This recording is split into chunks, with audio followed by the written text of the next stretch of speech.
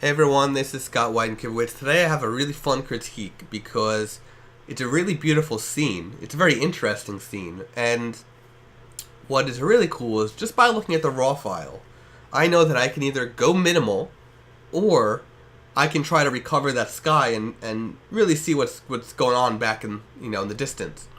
And this is what the photographer did, and you can see they attempted to go minimal, but I would still go even further with this. So there's a couple other things that were done. If you take a look at the water, you'll notice right here and here, in the final shot, they're gone. So the photographer actually took the time to either clone or content aware or use some sort of tool to get that removed. So let's see what I would do to this photograph. So what I would do, let's actually hide that to make the photograph bigger, is the first thing I would do is I would actually go here and probably bump up the exposure just a little because it is kind of dark, so that's actually too much. Probably go around there. Actually, let's go to 0.70. Just nice. So you can see it's a nice histogram right here. We're not clipping, but we're not clipping on either end really. And then I'd bump up the contrast just a little. Let's take a look at the highlights. Actually going to leave the highlights for now because that's what we want to worry about later. Let's take a look at the whites. The whites are probably... Alright, let's get it right by the limits. If you hit the Alt-Option key while doing the whites and blacks, you can see where it starts to clip. So watch if I hold the blacks and start going down to the left, you'll see it starts to clip in the actual shot, which is okay in some cases. Today I don't want to do that. And then I'm actually going to go here to the tone curve and right away start with medium contrast. I'm not going to touch these just yet. The reason why I don't touch those yet is because once you start doing any cloning and healing, or anytime you do any lens correction, it starts to slow down Lightroom. So I do any of the basic edits first, and then jump ahead and do the other edits that you would do afterwards. Now here's where I would jump to next, is to start working on deciding if I'm going to do a minimal or a non-minimal shot. So here, I added a gradient tool, and then I'm actually going to reset the settings to make sure everything's cleared out.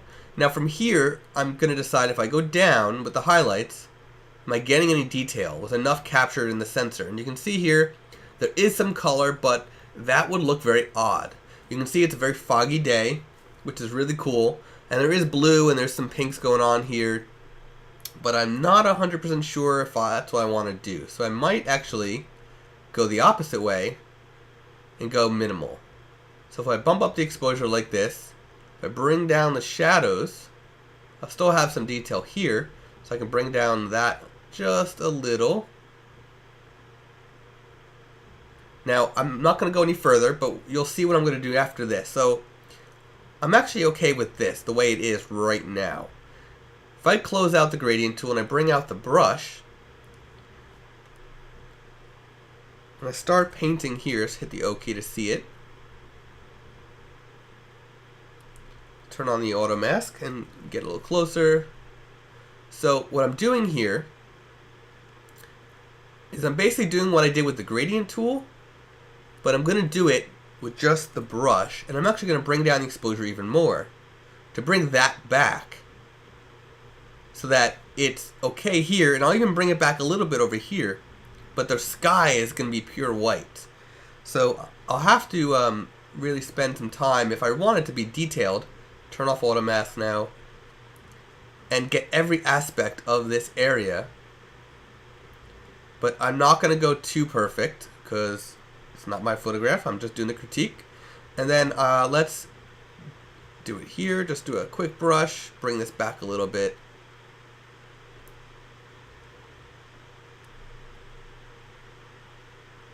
And every time I go over it, it's going to get darker and darker. So basically that's what I would do, is I would bring this back here as well, but not all the way because this is very foggy area right here. I'd probably push the limit, see how far I can go, thanks to the sensor, and then call it a day from there. So basically, what I would do is I'd have white sky, a little bit of green, and then white and the fog. It's a nice little bit of contrast, a little bit of variations going on. The next thing I might do is I'll go back to the gradient tool, and actually going to go. Let's go do this.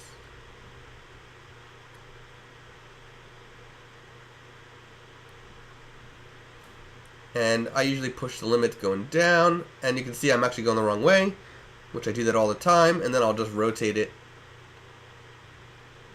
so that I'm at the right point. And then I'll go back to normal exposure. And now from here, what I'm going to do is, here I would do some local adjustments of the shadows and the highlights and the exposure. Bring up the clarity, bring up the saturation of this a little. Clarity is a little bit too much.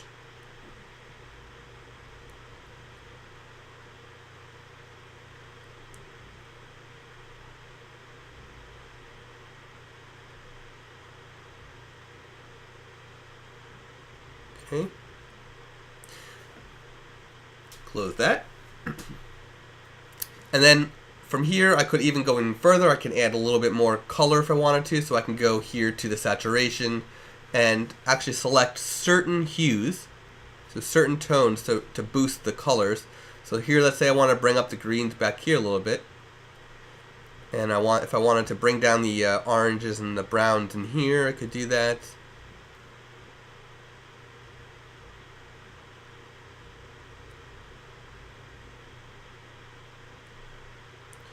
So really what I want to do is I want to bring out these blues and these greens to make that pop more than anything. And then you can do that, you can actually change the hues. So let's say the greens are too green, you can actually change that as well, or if the blues are too blue, so I can actually shift the color of the blue. You can see here the blue is turning to green, etc. I can make it even more blue. So I'm actually going to make it a little bit darker blue, but not much. So I'm actually going to go here and darken, literally darkening just the hue of blue. And lighten the browns and oranges a little bit.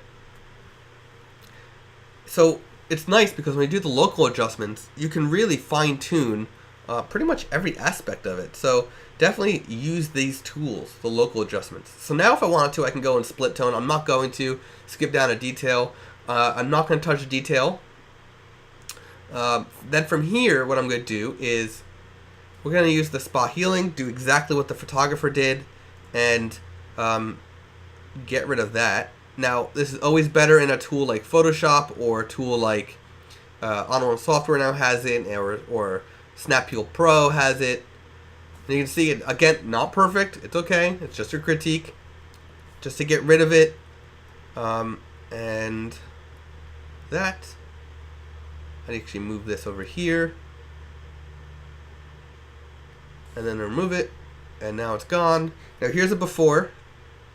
And here's an after. You can see that it pops a lot more. Now again, I'd like to see this come in even further. And I might even remove this. You can see here's a power line back here. And if I do remove this, that means that the others could look kind of silly. But for the sake of just the critique, I'm going to remove that. Let that go away. Now it's gone. It's out of my way. So again, here's a before and here's an after. Now, what I might even do to go further is, let's say you didn't like the color, but you love the look of the minimalism. I would just switch to black and white, because with black and white, you have even more options as far as how much of the limits you can push before things start getting, the colors start shifting and things like that. Because with black and white, there are no colors to worry about. It's just hues or tones, really. So a lot of options. So I'm going to stick with color for now. Stick with the HSL for the tweaks. If you go to the color, you have even more options that you could do, but I usually stay in the HSL for the most part. So that's what I do. Here again, here's the before and after, and then here's what the photographer did. So if I actually do a comparison, let's go here and do a comparison real quick.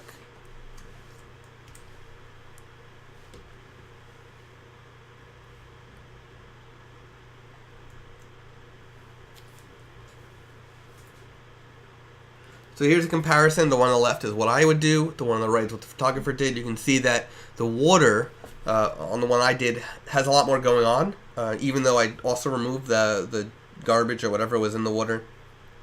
The photographer also did a little bit of the, brightening the sky and bringing this back. I did a little bit further. I would push the limits as far as I can. Lightroom may not be the best tool for it. It might be that Photoshop is the better tool, or on software, another piece of software, but gives you an idea of what I would do. So again, the photographer did nothing wrong. It's just a different point of view, different eye, different ideas. So great job, and stay tuned for the next one.